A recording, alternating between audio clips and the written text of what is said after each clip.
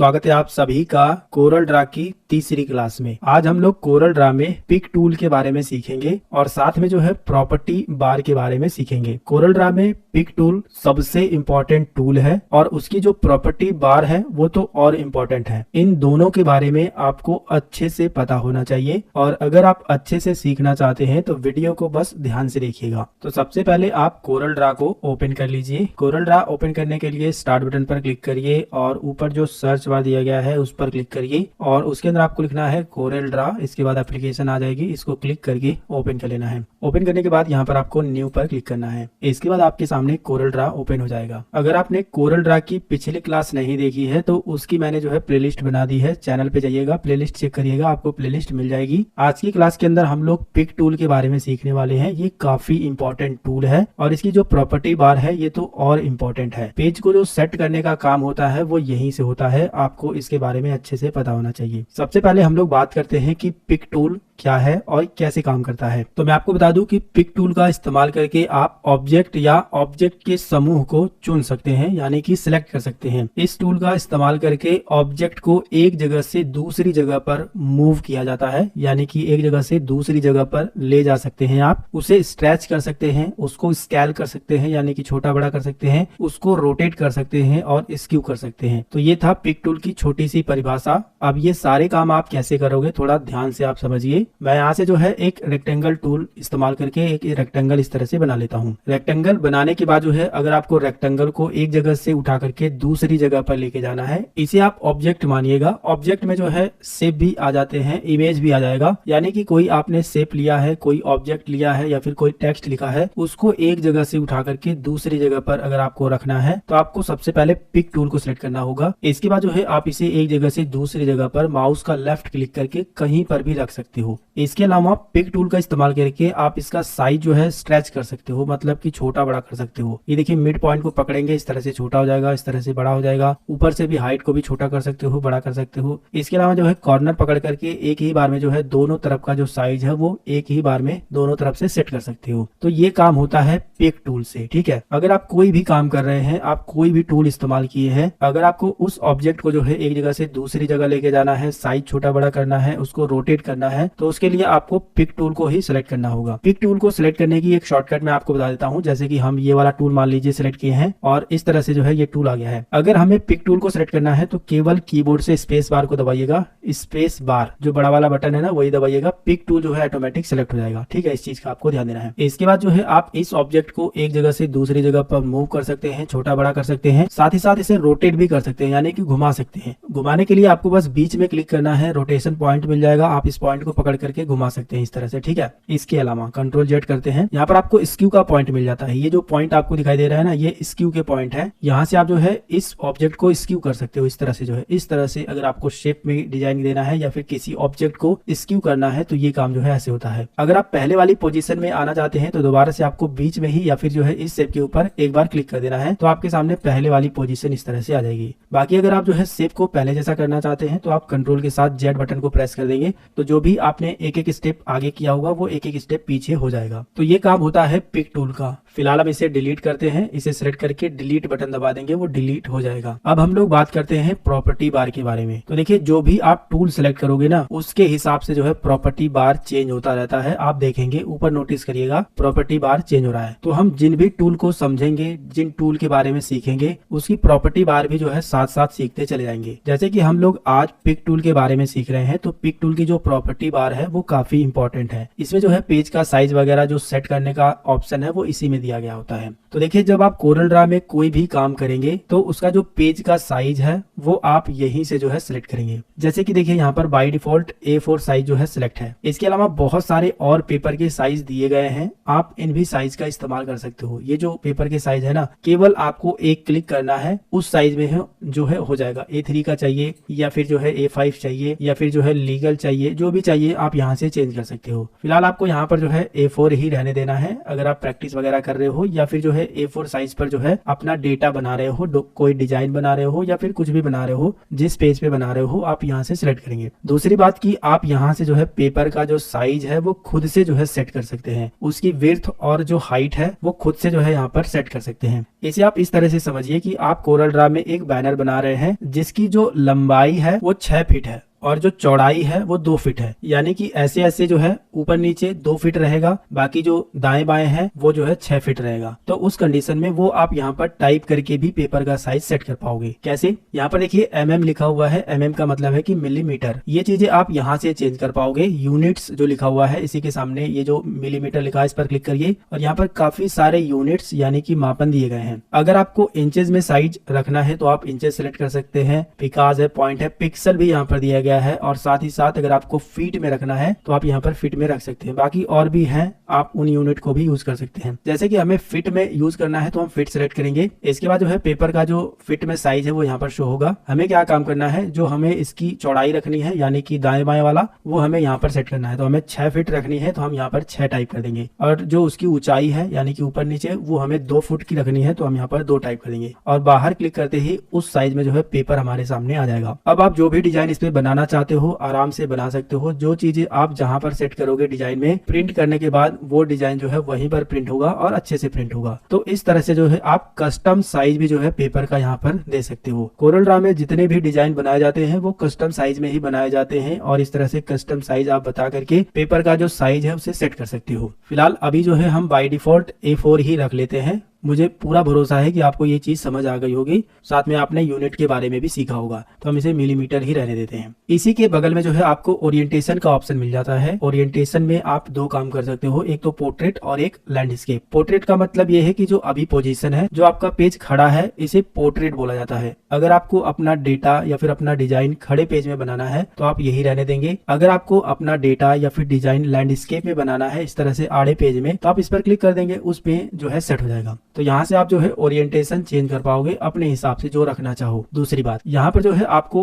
2 option मिल जाते हैं, set default और current page size and orientation. ये 2 ऑप्शन बड़े ही कमाल के हैं, बड़े ध्यान से समझिएगा। पहले वाला जो ऑप्शन है इसमें देखेंगे जितना भी पेपर का साइज है वो एक बराबर है। अगर इस वाले ऑप्शन पर क्लिक रहेगा तो जो भी आप पेज लेंगे, यहाँ से देखिए मैंने एक पेज लिया है, दूसरा भी पेज लूंगा तो उसका जो ओरिएंटेशन है वो पोर्ट्रेट ही रहेगा। फिर से एक पेज लूंगा तो पोर्ट्रेट ही रहेगा। अगर मैं किसी एक का ओरिएंटेशन बदल देता हूँ तो बाकी सबका जो है बदल जाएगा। आप देख सकते हो इसका भी बदल गया, इसका भी बदल गया, इसका भी। तो ये काम होता है पहले वाले ऑप्शन का, कि मतलब कि जो ओरिएंटेशन है वो एक का बदलोगे तो सभी का बदल जाएगा। लेकिन कभी कभी क्या होगा कि आपको जो है एक पेज तो पोर्ट्रेट करना होगा यानी कि खड़ा डिजाइन बनाना है, लेकिन दूसरा पेज जो है आपको लैंडस्केप करना होगा इस तरह से। तो उस कंडीशन में आपको नीचे वाले ऑप्शन पर क्लिक कर देना है। इसमें जो है आपको डिजाइन भी बना करके दिखाया गया है, इसमें सिंबल भी दिखाया गया है कि पहला पेज खड़ा है, दूसरा लेटा हुआ है, फिर खड़ा है। तो आपको हमेशा इसी पर टिक लगा देना है। इससे ये फायदा होगा कि आप पहला पेज अगर लैंडस्केप कर देते हैं या फिर पोर्ट्रेट कर देते हैं, पहला पेज आपका खड़ा रहेगा तो दूसरे पेज की आप जो है ओरिएंटेशन इस तरह से बदल पाएंगे। दूसरा लैंडस्केप रहेगा, तीसरे को जो है फिर से खड़ा कर सकते हो, इस तरह से खड़ा पेज पे डिजाइन बनाओगे। चौथे को जो है फिर से आप खड़ा कर सकते हो या फिर लैंडस्केप रहेगा, वो आपके हिसाब से आप सेट कर सकते हो। मतलब कि एक पेज का जो ओरिएंटेशन है अगर आप उसे बदल दोगे तो बाकी सभी का बदलेगा नहीं। कहने का मतलब ये है जो आप सेट किए रहोगे उसी हिसाब से रहेगा। ये चीजें तब हमारे काम में ज्यादा आती है जब हमें एक पेज पर खड़े में डिजाइन बनाना है, दूसरे पेज पे लेटा हुआ पेज पर डिजाइन बनाना है। मतलब कि एक पेज का ओरिएंटेशन हमें अलग चाहिए, दूसरे पेज का ओरिएंटेशन हमें अलग चाहिए। तो उस कंडीशन में आपको इस ऑप्शन पर क्लिक रखना है। तो मेरे ख्याल से ये भी चीजें आपको समझ आ गई। अगली बात की हमने यूनिट के बारे में तो समझ ही लिया है। अब हम लोग बात करते हैं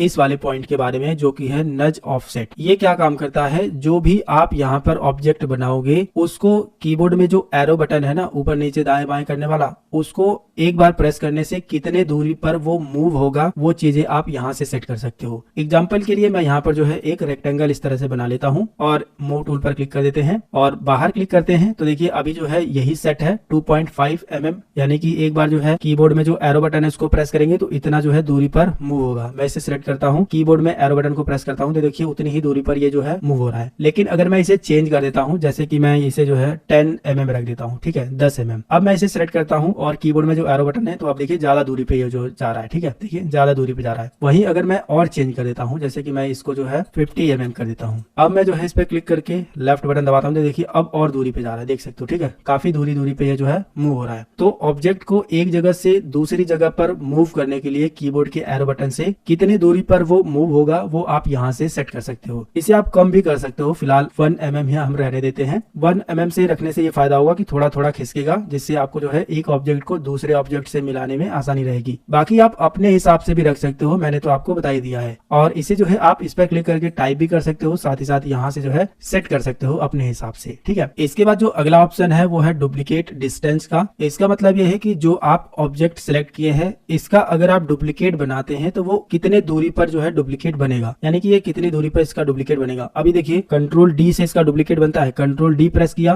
तो देखिए इतने दूरी पे ऊपर जो है डुप्लीकेट बन रहा है। इतने दूरी पे क्यों बना, क्योंकि यहाँ पर इतनी ही दूरी सेट है, ऊपर भी जो है 6.35 mm है और नीचे भी वही है। अगर मैं ऊपर वाला कम कर देता हूँ, मैं 0 कर देता हूँ, ऊपर वाला मैंने कम कर दिया। अब मैंने जो है इसको कंट्रोल डी से डुप्लीकेट किया तो देखिए ऊपर वाला मैंने 0 कर दिया था, जिसकी वजह से इस साइड से जो है बिल्कुल भी डिस्टेंट नहीं है, यानी कि दूरी नहीं है, लेकिन हमने नीचे वाला कम नहीं किया था, इसलिए जो है नीचे से दूरी बना रहा है। तो ये चीज मेरे ख्याल से आपको समझ आ गई होगी। तो यहाँ पर जो है हम अगर कर देते हैं 10 mm, ठीक है, यहाँ पर भी 10 mm कर देते हैं, यहाँ पर भी, तो अब जो इसकी डिस्टेंस बनेगी यानी दूरी बनेगी डुप्लीकेट करने पे वो 10 mm से ऊपर नीचे दोनों से बनेगी। मैं आपको दिखा देता हूँ कंट्रोल डी, तो देखिए अब जो है थोड़ा दूरी पर ये बन रहा है। अगर आप 0 कर देते हो, जैसे कि मान लीजिए आप 0 कर देते हो, ठीक है, मैंने 0 कर दिया, तो जब आप इसकी डुप्लीकेट कॉपी बनाओगे ना ये इसी के ऊपर बनेगा, कंट्रोल डी। तो देखिए इसी पे थोड़ा सा ब्लिंक हुआ है, इसी के ऊपर डुप्लीकेट बन गया है। मैं आपको दिखा देता हूँ, इधर जो है हम खिसकाएंगे तो देखिए इसका डुप्लीकेट बन गया है। फिर से सेलेक्ट करने के बाद कंट्रोल डी करेंगे तो देखिए फिर से जो है थोड़ा सा ब्लिंक हुआ है और उसी पर जो है डुप्लीकेट बन गया है। तो मेरे ख्याल से ये चीजें आपको समझ आ गई होगी। फिलहाल जो बाय डिफॉल्ट सेट था आप वही रहने देंगे, या फिर जो है आप चेंज भी कर सकते हैं अपनी इच्छा अनुसार। इसके बाद जो है ये जो पॉइंट है आप यहाँ से एक एक करके बढ़ा और घटा सकते हो इसी चीज को। इसके बाद अगला ऑप्शन है स्नैप टू ग्रिड। जब आप कोरल ड्रा की फाइल में ग्रिड लाइन बनाएंगे तो जो भी आपका ऑब्जेक्ट है वो ग्रिड लाइन पे स्नैप होगा। स्नैप का मतलब यह है कि उससे जो है ग्रिड लाइन से चिपक के चलेगा, जिससे आपको जो है उसे सेट करने में आसानी होगी। और वही काम जो है इससे भी होगा स्नैप टू गाइडलाइन। जो भी आप गाइडलाइन बनाएंगे, जैसे कि मैं ये गाइडलाइन बना देता हूँ यहाँ पर, और ये गाइडलाइन इस तरह से, मुझे यहाँ पर इस ऑब्जेक्ट को सेट करना है तो मैं क्या काम करूंगा, स्नैप टू गाइडलाइन पर क्लिक कर दूंगा और इस ऑब्जेक्ट को उठा करके जैसे ही मैं इसके पास लेके आऊंगा तो ऑटोमेटिक देखिए गाइडलाइन पे स्नैप हो रहा है, मतलब कि बिल्कुल सेंटर में गाइडलाइन पे आ जा रहा है, ऊपर से भी इधर से भी बिल्कुल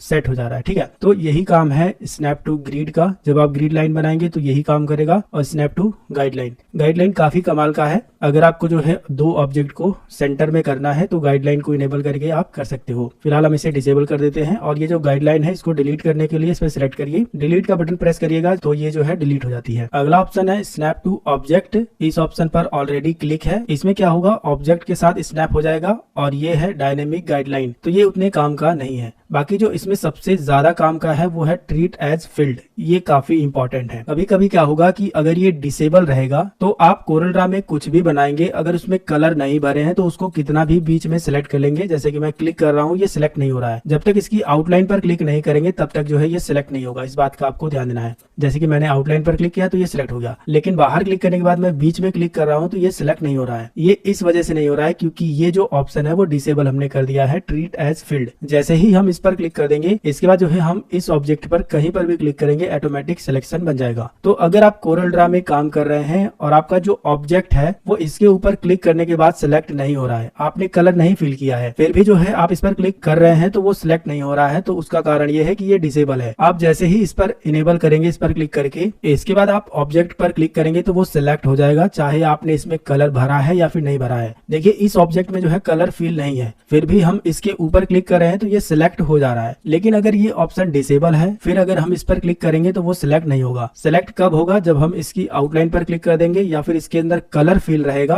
तो ये ऑटोमेटिक सिलेक्शन बनाएगा। इस बात का आपको ध्यान देना है। तो इस ऑप्शन को आपको हमेशा इनेबल करके रखना है, ताकि अगर आप इसमें कलर भी नहीं फिल किए रहेंगे तो भी जो है आप किसी भी ऑब्जेक्ट को ऊपर जो है क्लिक करके सिलेक्ट कर सकते हो। इसके बाद जो अगला ऑप्शन है वो हमारे उतने ज्यादा काम का नहीं है। जो भी काम के ऑप्शन थे, जो भी जरूरी थे, जिनको जानना आपको जरूरी था, लगभग लगभग मैंने सभी ऑप्शन के बारे में अच्छे से आपको बताया है। अगर आपको ये वीडियो पसंद आया है तो वीडियो को लाइक करिए, अपने दोस्तों के साथ जो है कम से कम 5 लोगों को व्हाट्सएप पर शेयर करिएगा। चैनल को सब्सक्राइब नहीं किए हो तो सब्सक्राइब करो मेरे भाई। कोरल ड्रा की सभी वीडियो देखने के लिए चैनल पर जाओ, प्लेलिस्ट चेक करना, वहां पर सभी वीडियो मिलेगी। अगर आपके मन में कोई सवाल है तो नीचे कमेंट करिएगा। मिलेंगे फिर एक नई वीडियो में एक नई जानकारी के साथ, तब तक के लिए जय हिंद।